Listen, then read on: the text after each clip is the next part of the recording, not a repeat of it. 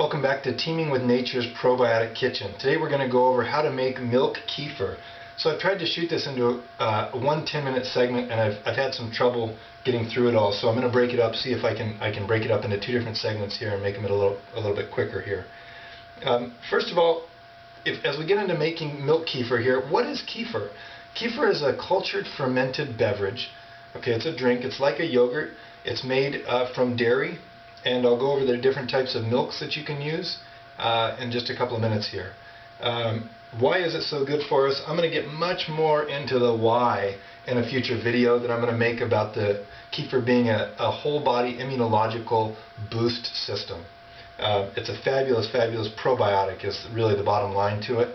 It's a very diverse and various different probiotics. What are probiotics? Probiotics are the beneficial bacteria, the friendly flora, if you will. This is the reason that the media would say, for example, that yogurt is good for us. Okay, it restores the beneficial bacteria in our digestion, assimilation, absorption, and elimination system. So it's good for our whole tract. That's really the benefit, and why kefir, if you translate it from the ancient Turk, means feel good or good feeling. Okay, these kefir grains that I'm going to show you in a minute here were the jewels of the villages of old. Okay, the people wanted to know this was what was necessary in order for their village to continue on and for them to take care of the generations to come, is that they keep their kefir grains healthy. They knew that there was tremendous benefit to it, and then 100 years ago we decided that we're too good for it and we don't need it, and I'm really grateful to be a part of this process of bringing it back into the culture at large. So let's cover a few bases before we actually make the kefir here. First of all, if you're going to do this at home, by all means, source your milk. Find a good quality source of milk. Okay, there's a lot of different types of milk you can use. For example, you can use cow's milk or goat's milk. You can use sheep's milk. Historically, they've used water buffalo or ox or mare's milk. You can also, if you're not into dairy, you can also use non-dairy milks like almond milk or rice milk. I'm not a big fan of soy milk. But you could use soy milk. You can also kefir coconut water. That's a fabulous drink as well. So you can use a lot of different types of milks, if you will, or non-dairy milks, whatever is your preference there. Now, if you're going to do this, find a good quality source of whatever type of milk you're going to choose. So if I were to rank the choices that I have available to me, I would put two at the top of my list. Number one would be knowing a farmer down the road from me who I had a personal friendly relationship with. I knew his cows. I knew that he was very ethical when it comes to raising his cow on pasture only, and that the cows were not fed any grains, that they were not fed any crazy byproducts, or obviously not used any antibiotics or bovine growth hormone or any crazy stuff like that the commercial dairy industry nowadays uses. I would want to make sure that it was organic as well, or at least that it was. I don't need a certified organic status from a neighbor down the road, but I need to know his animals and I need to know him. So that would be one option. The other option, in California here, we're fortunate enough to have organic pastures, raw whole milk. Organic Pastures is at the spearhead of the raw milk movement. They're a fabulous company. The standards that they uphold are way above and beyond anything else out there in the dairy industry. Why? Because they're serving and they're selling legally raw milk to consumers, so they have to set the bar so high for themselves, and they're doing a fabulous job at it. So that's very high on my list as well. From there, if I didn't have an option of a farmer down the road or of organic pastures, I would then go to, by all means organic, but a pasteurized milk product from there. Strauss Family Farms does make a pasteurized unhomogenized milk, which is a good quality milk. I've used that in a pinch when I don't have a raw product. I like the raw product because the bottom line is this is how God made milk for us to ingest. Pasteurization is a beneficial product if for certain things, and I understand why it was put in place historically. However, they really throw the baby out with the bathwater to pasteurize milk if it's something very healthy like this. Okay, by all means, if it's a dairy cow that is being propped up alive on antibiotics and being injected with bovine growth hormone all the time, then I'm not going to drink it raw, because that's going to be a very diseased cow.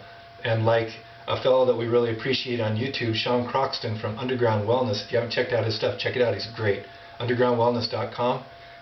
Sean Croxton says, how do you expect to be healthy eating sick animals? Well, I turn around and say, how do you expect to be healthy drinking milk from sick animals? So make sure the animals are healthy that you're getting your milk source from. So that covers the milk for me. Moving on from there, why make it yourself? There's plenty of commercial kefir products on the market. I want to cover just a couple things here. First is a very personal reason for me. I find profound health benefits making a kefir myself. Why? I can't really explain it. It nourishes me at a very deep sense of myself, of me taking time every day out of my life to give to myself by making the kefir like this. It's a very, very simple process. It's fast. It takes me less than 10 minutes a day to do, and I derive great health benefits from it. Another reason to make it yourself is, generally speaking, commercial kefirs are too sweet. They put too much sweetener in it to make it palatable to whoever would drink it, and that kind of takes away from some of the health-giving benefits that such a rich probiotic drink can have for you. Another thing that I've noticed is that kefir products that are commercially made have to be pasteurized to be sold, unless you can get a hold of Organic Pasture's raw kefir, which is a good product. I still like to make it myself at home more than buying their product. Plus I can make it cheaper than I can buy it from them, so I like to go that way. But again, a commercial kefir product is pasteurized, so it's devital, it's dead, of all microorganisms, whether it's pathogenic microorganisms or probiotics or beneficial microorganisms for your system. It's dead, and then the kefir manufacturer puts back in certain strains of beneficial bacteria. And I look at these lists whenever I see them. I read the labels at the store, at the co-ops for kefir, and the most probiotics I've seen, the most strains as far as the diversity, has been 9 kefir or 9 probiotic strains in a commercial kefir.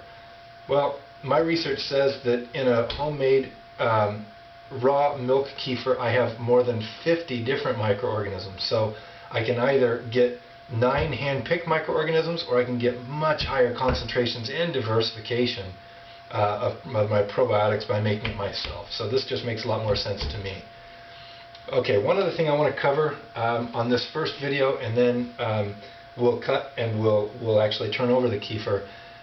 Making it with kefir grains or kefir starter. There's a lot of different companies out there that you can buy kefir starter from. I'm not as big of a fan of the kefir starter because A, you're dependent upon that company. At that point, you have to keep buying their product. And B, there's tremendous health-giving benefits to the kefir grains themselves. You see the kefir grains, and I'll show you what they look like in the next video. The kefir grains are tremendously health-giving in and of themselves. So as I make kefir, the grains propagate, they grow, so I have extra. So what do I do with them? Well, first and foremost, I put them in my kefir smoothie, or I feed them to my daughter who loves them, and they're a tremendous probiotic boost for our system. Again, in a later video, I'll talk about the health-giving benefits of the kefir grains, or of just regular ingestion of kefir as well. So that's one reason why I prefer the kefir grains. The first reason being that I don't have to buy anything from any company on the internet to be able to do it. I can make it myself. You can make it yourself very, very simply. Secondly, you have extra that you can either ingest, eat, or I make other products. I make a fabulous kefir ginger ale, which is for all you out there who don't like milk or are anti-dairy. This kefir ginger ale is an awesome beverage, probiotic and delicious. It's just great for us.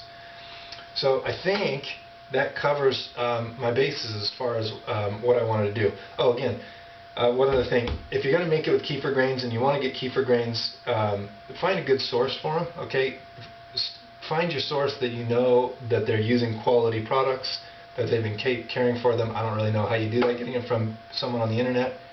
But I would encourage you to source your kefir grains if you're going to go the grain route.